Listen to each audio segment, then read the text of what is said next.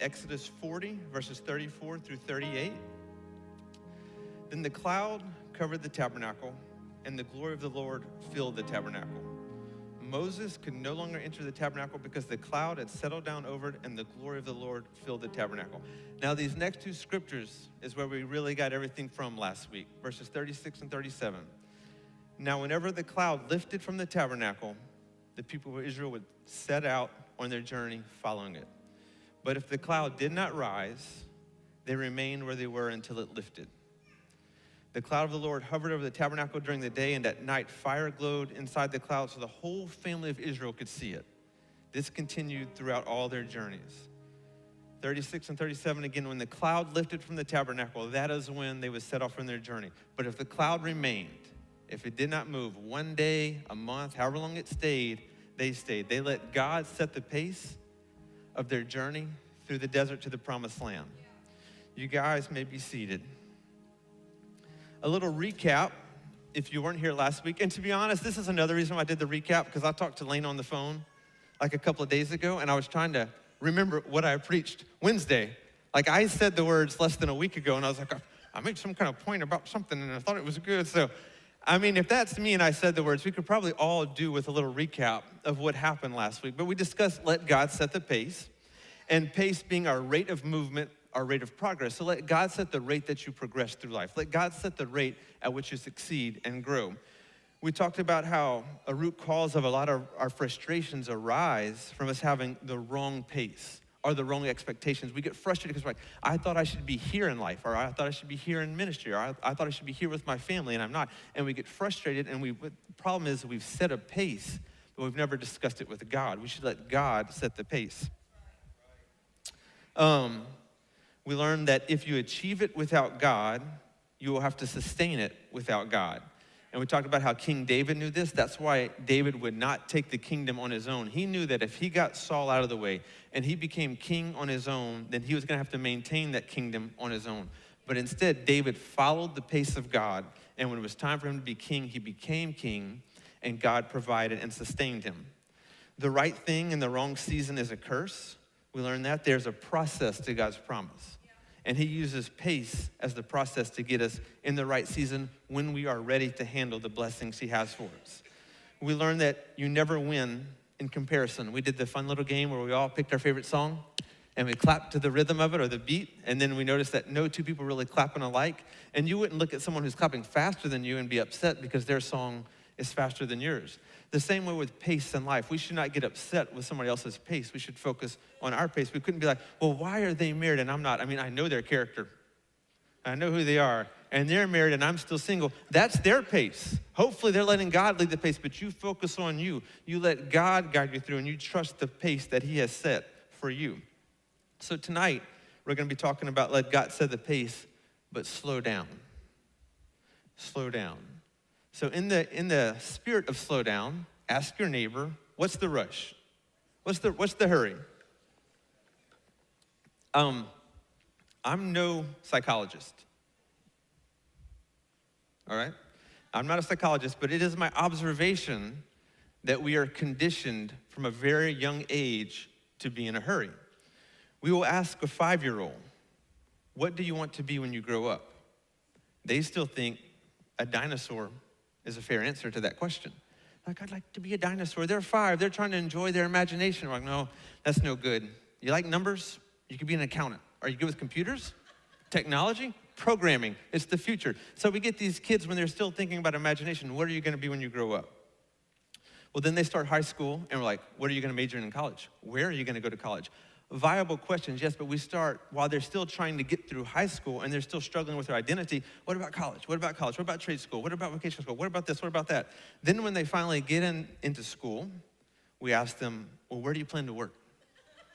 And I'm famous for this. We get these nurse anesthesia residents that rotate through our hospital every 2 months, and they're drowning in school. And they're from all over the country, and I'm always like, so where you want to work? And they're like, I don't know, man. I'm not even eating right now. I'm living off of sunflower seeds and Red Bulls. I don't care where I work. I just want a job when I get done. But we ask that. Then you finally get to work and people start saying, well, when are you going to get married? When you going to tie the knot? When are you getting married? And as soon as you say, I do, what's the next question people ask you? That's right. When you're having kids, you know. So Lena had a very good response to this. The moment we came back from honeymoon, people was like, when you're having kids, and she would just put on this sad face, and she was like, I don't think it's going to work out. She's like, I don't think we're, and so people stopped asking all sorts of questions. They're like, just leave them alone. We'll just pray for them. So 15 years in, we're still together. But that's how she got rid of that question. But we're conditioned, we're programmed from a young age to look for the future. We're still in one season. We're still trying to survive one season, or still reaping the benefits of one season, and we're looking towards the next. We need to slow down, take it easy, slow it down a little bit. And Pastor Jared said, he talked about the sermon. He said, you could take notes. And this is the first time in the history of my ministry where I actually have points that I could say. It's unbelievable how organized I am. It's blowing my own mind. That's why I'm throwing it out there. Blowing my own mind, that's right. Thank you for that. Don't get used to it. Do not get used to it. I don't think this can last. I don't think I can sustain this. I mean, unless God got me here, then he can sustain it. But our first point is sponsored by Kanye West.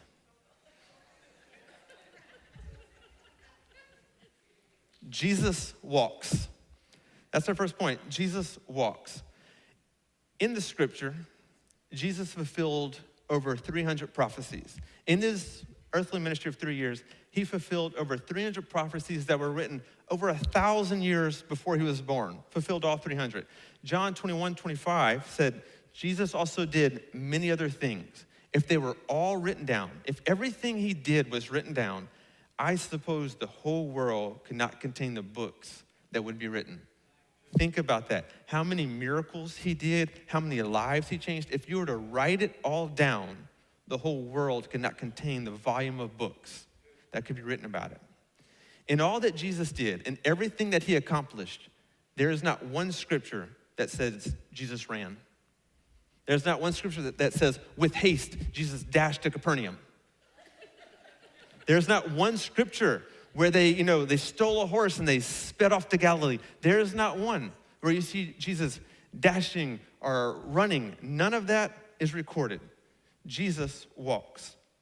I read that during his earthly ministry, they looked at the miracles that he did, where he taught. He walked over 3,000 miles.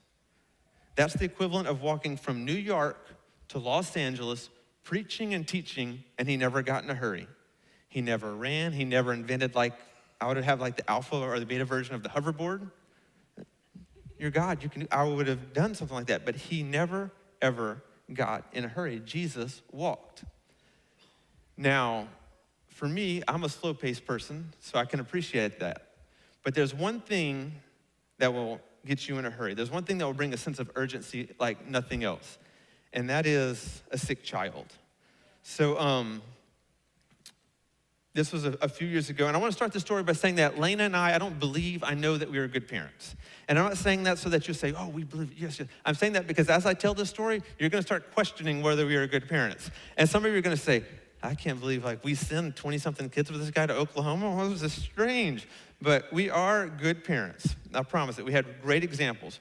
But nothing gets you that sense of urgency like a sick child. So a few years ago, Grant, he got sick. He had a stomach virus. We don't really know what caused it, a stomach virus or some kind of sensory deal, but he began to throw up. And he learned very early in this illness that, if I don't drink water, there's nothing to throw up. He is very smart. And so he just stopped drinking. And so if you're a new parent in here and you've heard people say oh, my child's a picky eater or a picky drinker, and somebody say, well, when they get hungry, they'll eat. Or when they get thirsty, they drink. Lies. Lies. I have been there. If you are concerned about your child, pray, and we live in a great country. Go see the pediatrician. So Grant didn't drink for a full day. And so we definitely freaked out. And because of everything that goes on, we don't just rush him to the doctor or rush him to the hospital. We take good care of him, but we call a lot of telehealth, a lot of calling the doctor, texting him, sending him pictures. And so we say, hey, Grant does not drink all day. He's got a fever. He's throwing up. He's like, okay. Watch him. He asked a bunch of questions. He's like, is he still peeing? We're like, yes, he's still somewhat hydrated. He's like, okay, call me back tomorrow. Second day, kid won't drink. He's got some mental toughness. So kid won't drink, and he's looking worse, and we're getting more scared, and we call him the same questions, and the big one, is he still peeing? Yes, he's still peeing. He's like, all right, you good. Third day, still not drinking, still sick, still has a fever. So we're freaking out, call the pediatrician again, and it's a different one now because it's Friday. Our kids only get sick like on the weekends. So someone who doesn't know Grant's story, they're like, well, come, let's do some lab work. We'll see where he is, and we'll decide if we should admit him or not. So we go, we do the lab work. It was extremely traumatic for all involved, and we get in the car, and they call us, and like, we're admitting him right away. They said, don't go to the emergency room.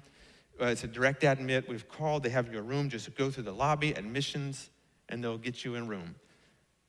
Okay, now I know that I shouldn't have followed that advice. Now I know we should have gone to the emergency room, because in the emergency room, they handle things with urgency. In admissions, they handle things at the speed of paperwork.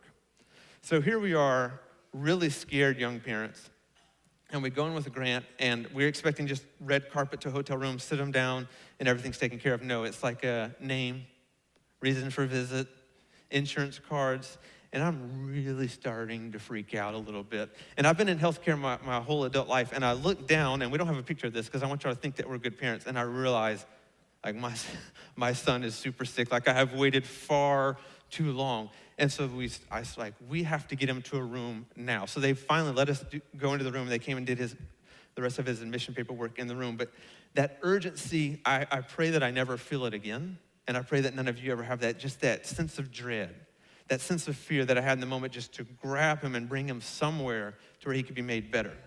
So with that feeling, and with the point of Jesus' walks, I want to read Luke 8:40 through 56. So on the other side of the lake, the crowds welcomed Jesus because they had been waiting for him. Then a man named Jairus, and I'm going to go ahead and say now, I'm going to mispronounce his name because I learned it two different ways. So a man named Jairus, a leader of the local synagogue, came and he fell at Jesus' feet.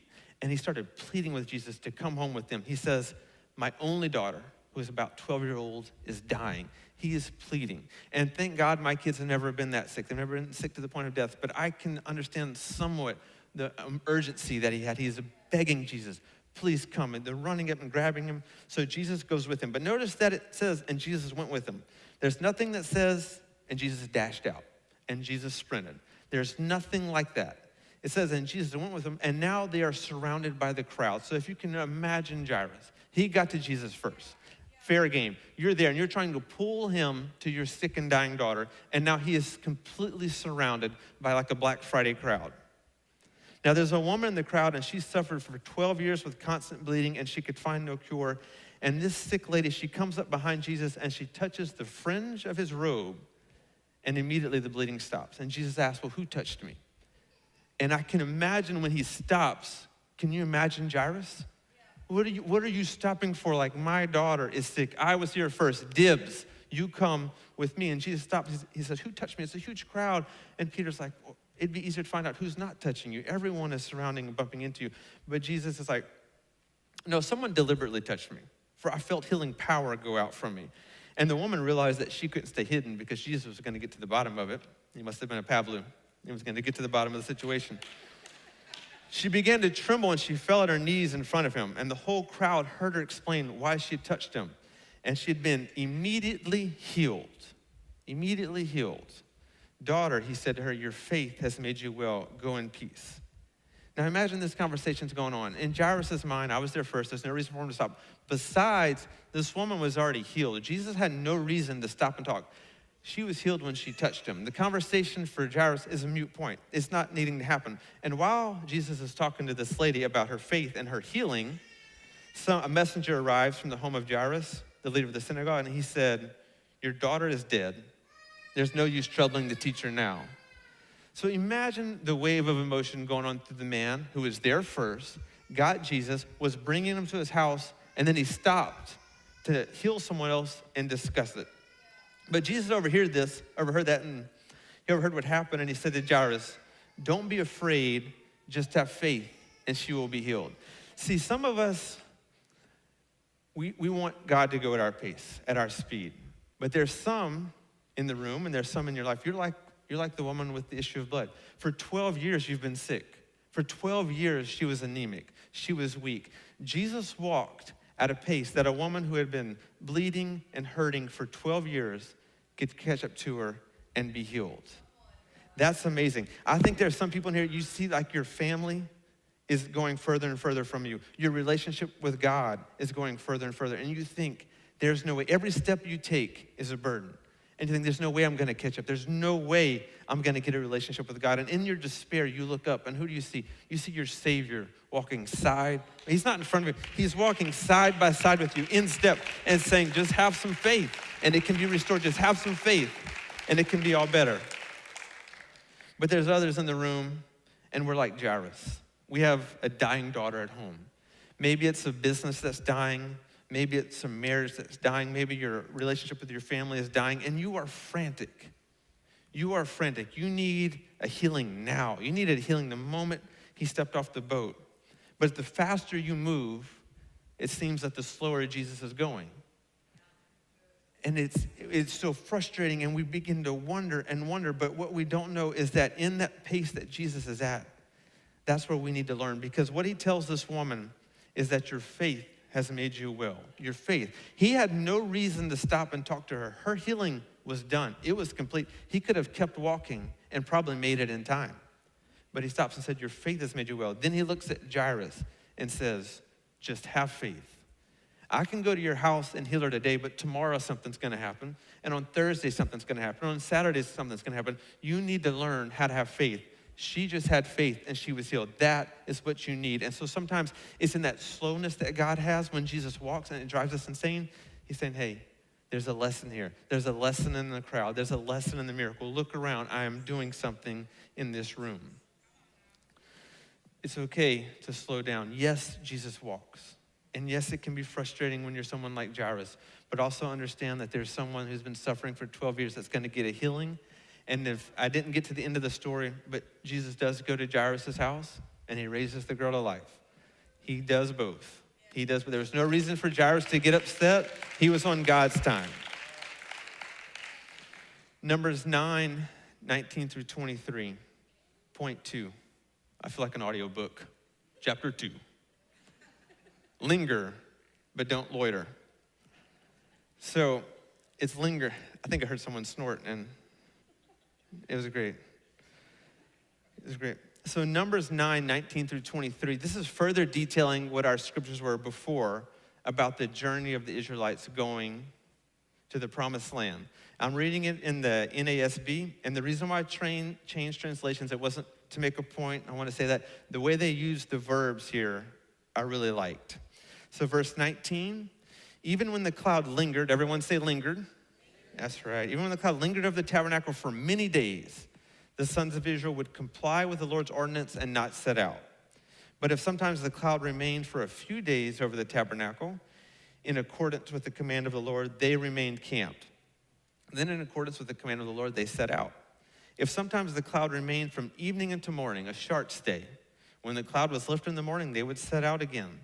Whether it was 2 days, a month, or even a year, the cloud lingered over the tabernacle, staying above it. The sons of Israel remained camped and did not set out, but when it was lifted, they did set out. At the command of the Lord, they camped. They stayed. They didn't move. And at the command of the Lord, they set out. They walked. They pushed forward.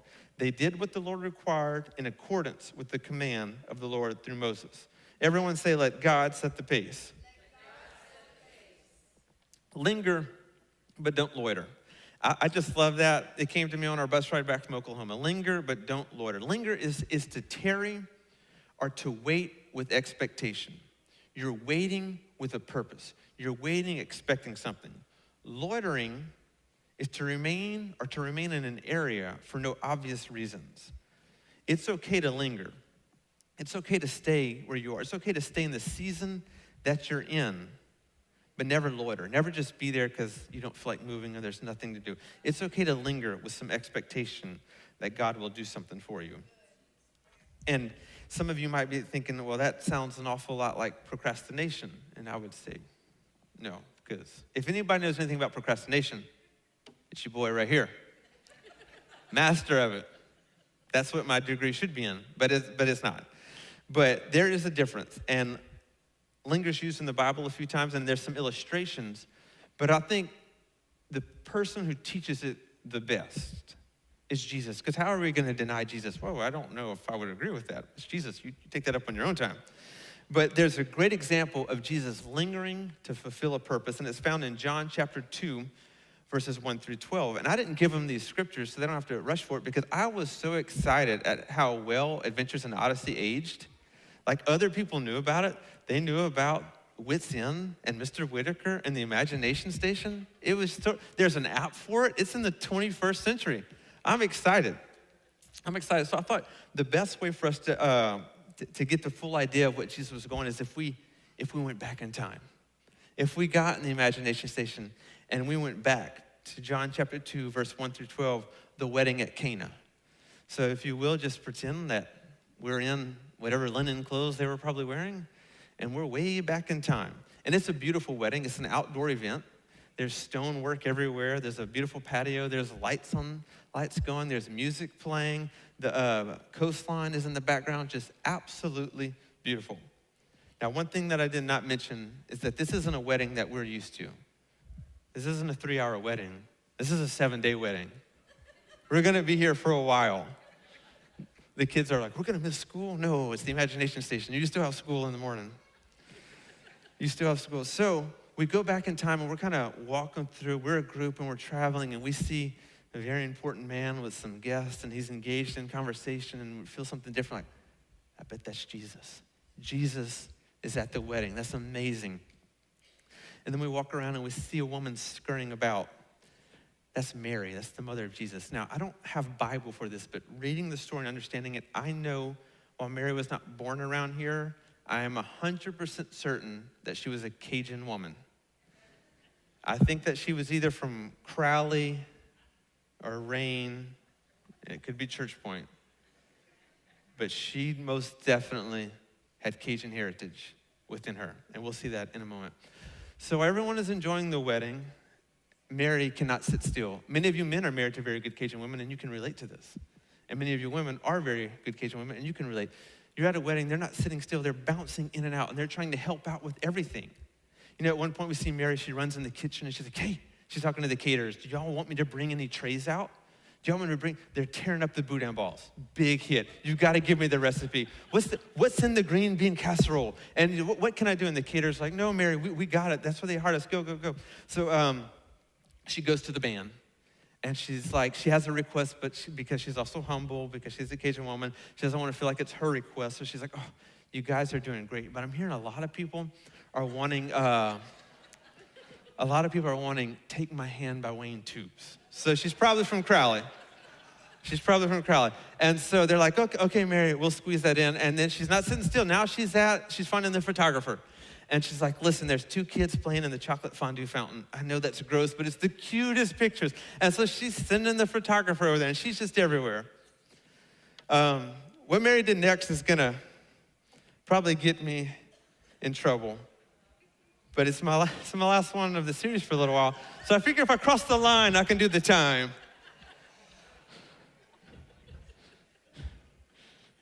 Mary goes to the bartender.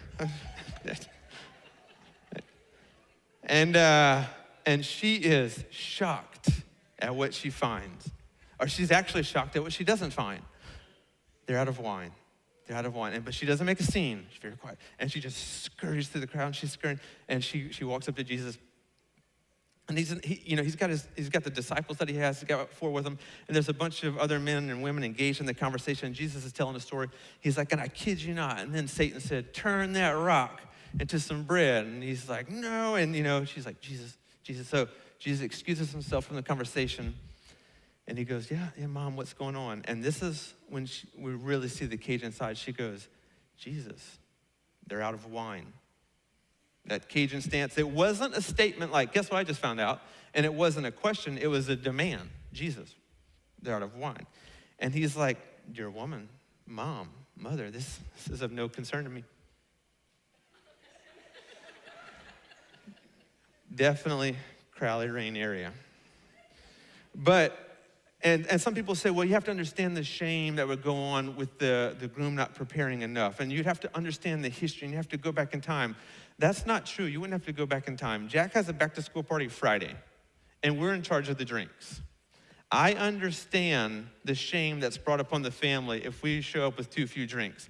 Like, I've gone to the grocery store twice, to get drinks? I'm gonna go a third time because we don't want to be the family that says, y'all just drink from the water hose. That's what I did growing up. The shame that would be brought on his head would be too much. So I understand what's going on. And I don't know how much wine you buy for sixth graders. I haven't figured that out. I'm joking. But so then she looks at the servants and she says, do what he says, do what he says. So Jesus does indeed turn the water into wine. He turns not just a little, he turns 180 gallons, 1,000 bottles of water into wine. And the point here is that Jesus is fully God and fully man. He knows the time crunch. His ministry has started. He has been baptized by John the Baptist. He has fasted in the desert. He has gathered disciples. He knows the clock is ticking. But he spends 7 days at a wedding, 25% of a month in one location. That's a lot. To me, for a man that's got so much to do, that's a lot of wasted time. I think he stayed for two reasons. One is to show the importance that he placed on marriage.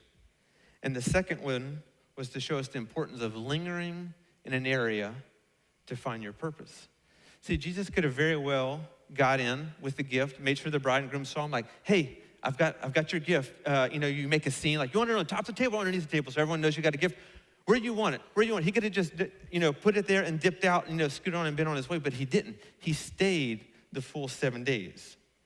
If he hadn't have stayed, there would have been no one to fulfill the wine. If he hadn't have stayed, his ministry would not have gotten started. It was in the fact that he lingered until he found his purpose. And I think a lot of our frustrations is that we'll volunteer for ministry. Oh, we're doing Dream Team Celebration. We're doing Christmas concert. We need volunteers, and we'll start volunteering. Your kid's school has a project, and so we'll volunteer for that. Or your job is like, hey, we're doing an expansion. We're taking an office. We're doing this. And you'll volunteer for that. And then you get started on it.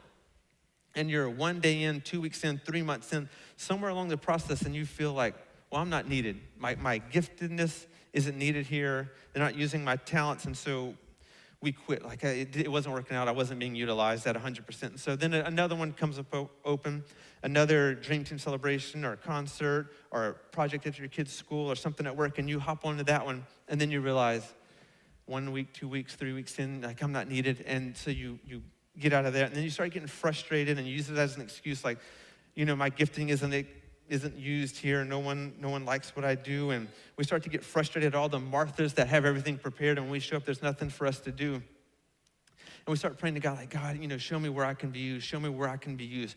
Where do you want me? And God is saying, if you would just stay in that scenario where you are a little bit longer, there's going to come a time when the wine will run out. There's going to come a moment when Martha couldn't even plan for it. There's going to come a moment where only you are going to be able to provide it. I will do a miracle through you. I will change a life through you. I will set somebody free if you will linger, if you will stay just a little longer where you are. I read this quote and it fit in so good. It said that if the devil can't get in front of you and stop you, then he will get behind you and push you.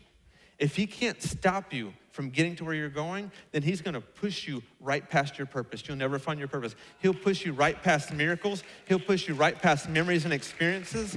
We need to learn to slow down, linger where we are, linger and wait on the Lord.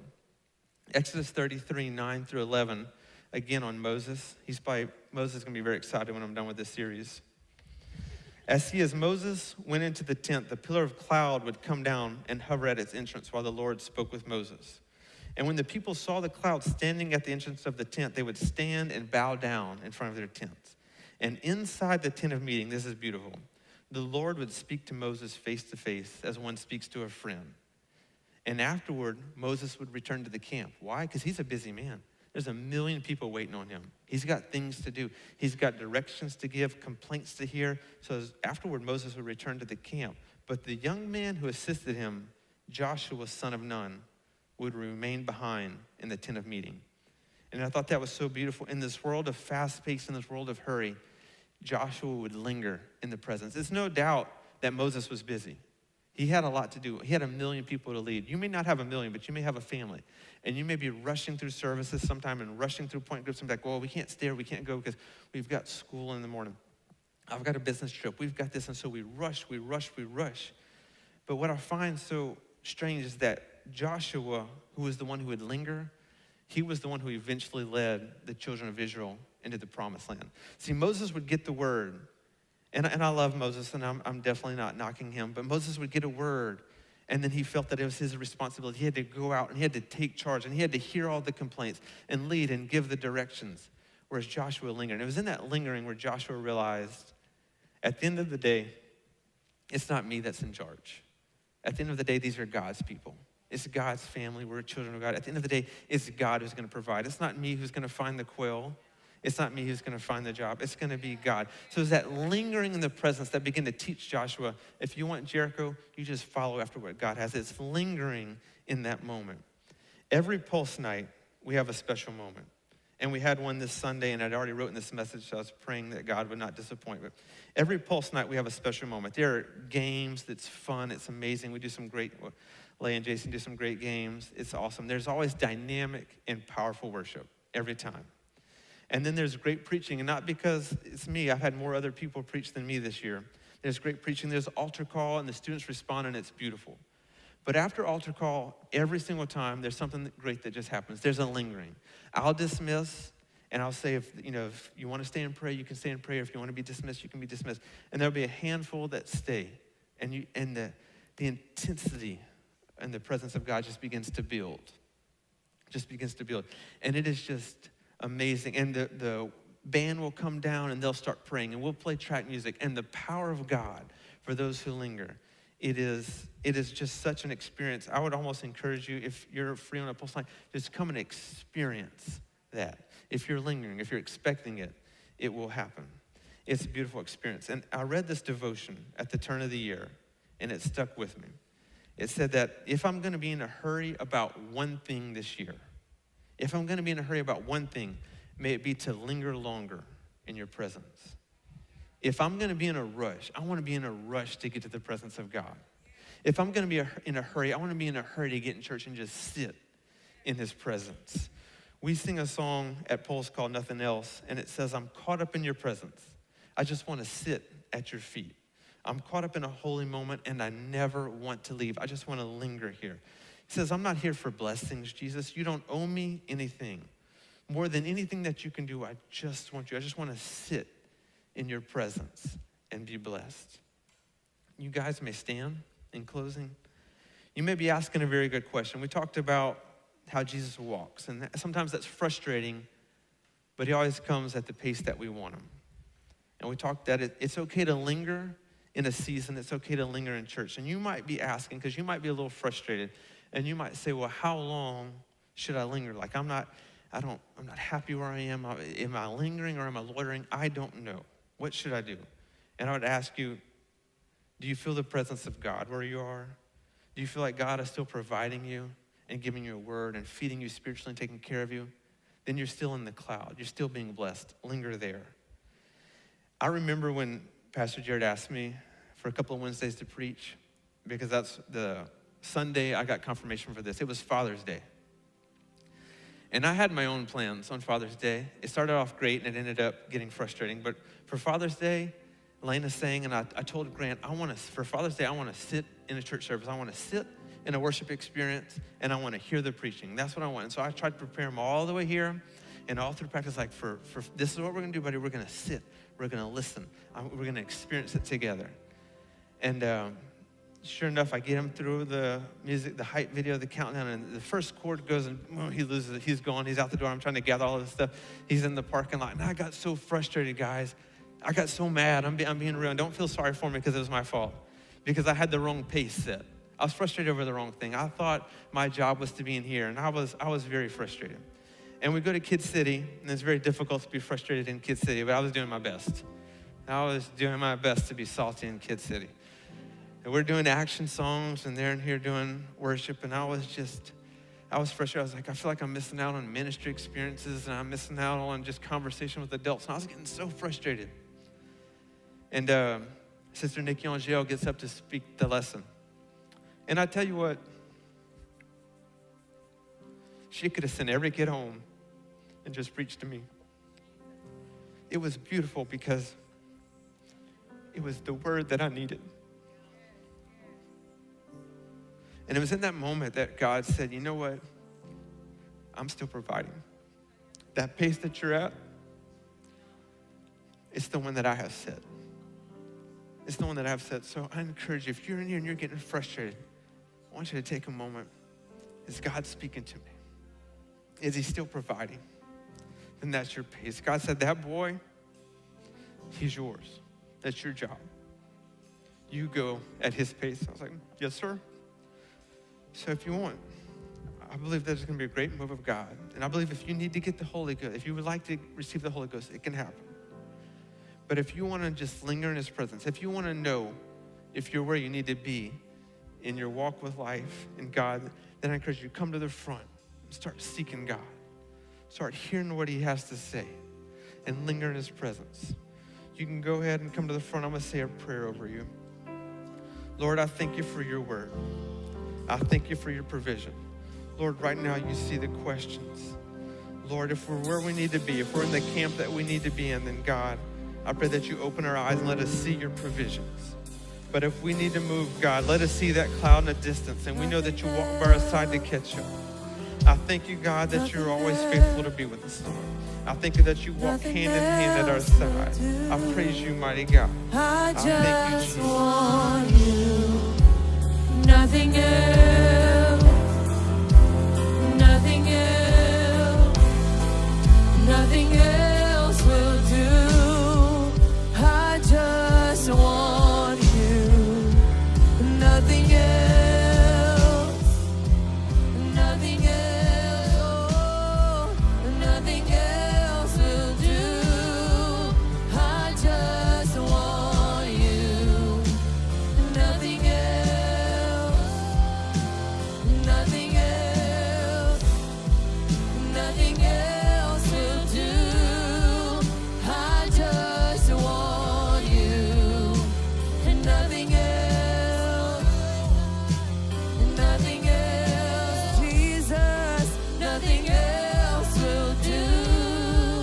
I just want you, and nothing else, Jesus, nothing else, nothing else, nothing else will do. Nothing else will do. I just want you, nothing else, nothing else, nothing else will do. I just want you. I want you, Jesus. Nothing else will do. I'm caught up in your presence. I just want to sit here at your feet. I'm caught up in this holy moment. I never want to leave. Oh, I'm not here for blessings.